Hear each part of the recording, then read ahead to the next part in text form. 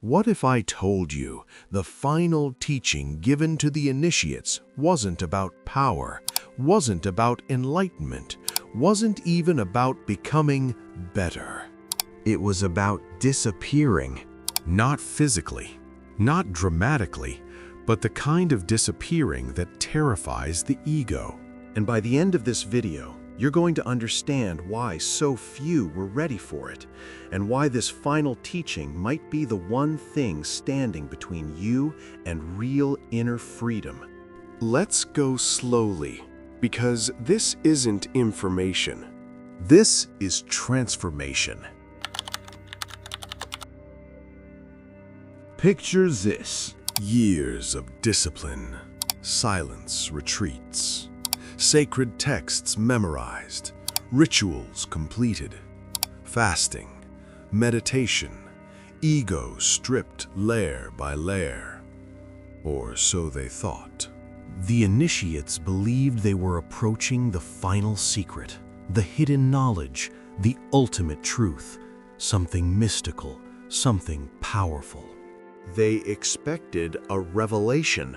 Instead, they were given a mirror and told, "Now let go of the one who seeks." That was it. No cosmic fireworks, no secret mantra, just that. And here is where it gets interesting. Most of them resisted because seeking feels noble, seeking feels spiritual, seeking feels productive. But the final teaching wasn't about becoming more. It was about surrendering everything. The ego is clever. When you try to crush it, it becomes spiritual. When you try to outgrow it, it becomes enlightened. When you try to transcend it, it becomes the one who transcends. That's the final disguise. I am the awakened one. I am further along. I understand what others don't. The initiates had overcome fear, desire, pride, or so they believed. But the deepest layer of ego isn't loud. It whispers. And the final teaching exposed that whisper. Because surrender doesn't mean giving up your possessions. It means giving up the one who claims ownership, even ownership of your progress. And that feels like death. We misunderstand surrender. We think it's passive, soft, defeated. But true surrender is the collapse of resistance. It's when you stop arguing with reality, when you stop negotiating with the present moment, when you stop saying, "This shouldn't be happening." The initiates were asked to sit in complete silence, not just outer silence, but inner silence. No mantra, no visualization, no goal, just awareness. And many of them couldn't handle it. Because without striving, who are you? Without improving, who are you? Without a path, who are you? That question isn't philosophical. It's terrifying.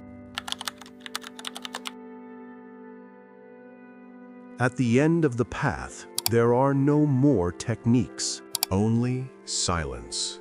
And silence is not empty. Silence is revealing. In silence, you see the machinery of your mind, the constant labeling, the subtle comparisons, the endless measuring. Am I doing this right? Am I progressing? Am I close? But silence doesn't answer those questions. It dissolves them. And when the questions dissolve, something else appears. Not a new identity, but the absence of one. The initiates were told, stay. Stay with the silence. Stay with the discomfort. Stay without naming it. Because what remains when you stop naming? That's the teaching. We talk about unity like it's a warm, glowing feeling. We are all one. Sounds beautiful. But real unity doesn't feel poetic at first. It feels like losing your boundaries. The final teaching wasn't about connecting with everything. It was about realizing there was never separation to begin with. And if there was never separation, then who exactly are you defending? Who are you trying to prove yourself to? Who are you trying to become? When the sense of me softens, the world doesn't disappear. It becomes intimate, closer than close. Not because you merged with it, but because the illusion of distance dissolved. And most initiates panicked here, because individuality feels safe.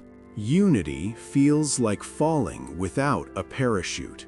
Let's be honest, we say we want truth, but what we usually want is improvement. We want better habits, better focus, better relationships, better results. Even on a spiritual path, we want upgrades. The final teaching offers none of that. It offers subtraction. No titles, no status, no spiritual superiority. Just ordinary presence. Chopping wood, carrying water, breathing, watching, being. And that simplicity feels underwhelming to a mind addicted to progress. The initiates who walked away weren't weak. They were still attached to becoming. The few who stayed allowed themselves to be nobody. Here's the paradox. When you stop trying to become someone, life becomes lighter. Not because problems disappear, but because the one carrying them softens. Imagine walking through life without constantly narrating it, without asking how this affects your identity, without measuring every moment against who you think you should be. That's freedom. Not dramatic, not flashy, quiet, stable, unshakable. The final teaching wasn't about escaping the world. It was about dissolving into it so completely there was no friction left. No inner war. Just participation. You don't need a monastery. You don't need initiation rituals. You need moments of radical honesty. Where are you still striving to become? Where are you secretly building a better version of yourself so you can finally feel enough? What if, just for a moment, you stopped? Not forever. Just now. Stop improving. Stop fixing. Stop narrating. Sit. Breathe. Notice. The final teaching isn't hidden in ancient temples. It's hidden in your resistance to this moment.